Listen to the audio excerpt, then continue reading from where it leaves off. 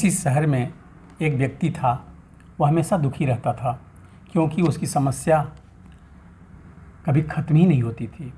इसलिए धीरे धीरे उसे ऐसा लगने लगा कि उससे दुखी व्यक्ति संसार में कोई और नहीं है।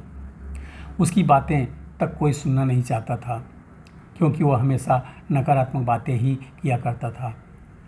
इस बात से तो वो परेशान हो जाता था कि उसकी बात कोई सुनने वाला भी नहीं है। एक दिन उसे पता चला कि शहर से कोई महात्मा आने वाले हैं जिनके पास सभी समस्याओं का समाधान है। यह जानकर वह महात्मा के पास पहुंचा। उस महात्मा के साथ हमेशा एक काफिला चला करता था जिसमें कई सारे ऊँट हुआ करते थे।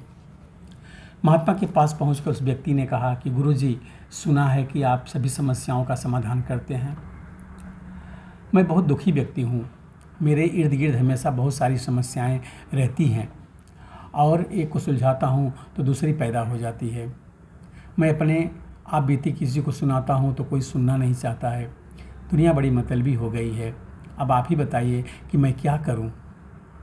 महात्मा ने उनकी बातें ध्यान से सुनी और कहा, भाई, मैं तो अभी बहुत थक गया हूँ, परंतु कल सुबह मैं तुम्हारी समस्या का समाधान अवश्य करूँगा। इस बीच तुम मेरा एक काम कर सकते हो। मेरे ऊँटों की देखभाल करने वाला आदमी बीमार है। आज रात तुम उनकी देखभाल कर दो। जब सभी ऊँट बैठ जाएं तब तुम सो जाना। मैं तुमसे कल सुबह बात करूँगा। अगले दिन महात्मा ने उस आदमी को बुलाया। उसकी आंखें लाल थीं। महात्मा ने पूछा, बताओ, कल रात नींद कैसी आई? व्यक्ति बोला, गुरुजी, मैं तो रात भर सोया ही नहीं। आपने कहा था कि जब सभी ऊँट बैठ जाएं तब सो जाना, पर ऐसा नहीं हुआ। जब मैं कोशिश करके एक ऊँट को बिठाता था तो दूसरा खड़ा हो जाता था। सारे ऊँट बैठे ही नहीं, इसलिए मैं रात भर सो नहीं सका। महात्मा जी मुस्कुराते हुए कहा, मैं जानता था कि इतने ऊँट एक साथ कभी नहीं बैठ सकते, फिर भी मैंने तुम्हें ऐसा करने को कहा।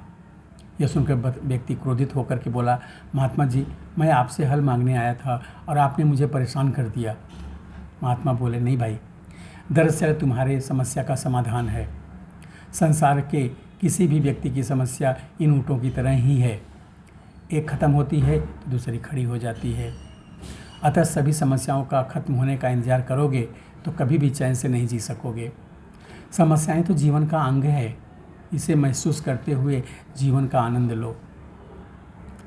दुनिया में किसी भी व्यक्ति को तुम्हारी समस्याएं सुनने में कोई दिलचस्पी नहीं है क्योंकि उनकी भी अपनी समस्याएं हैं। महात्मा जी की बात सुनकर व्यक्ति के चेहरे पर संतोष और सहजता के भाव उमड़ पड़े, मानो उसे अपनी सभी समस्याओं से निपटने का अचूक मंत्र मिल गया हो। कैसी लगी कहानी कमेंट करके ज़रूर बताएं। जय श्री कृष्णा।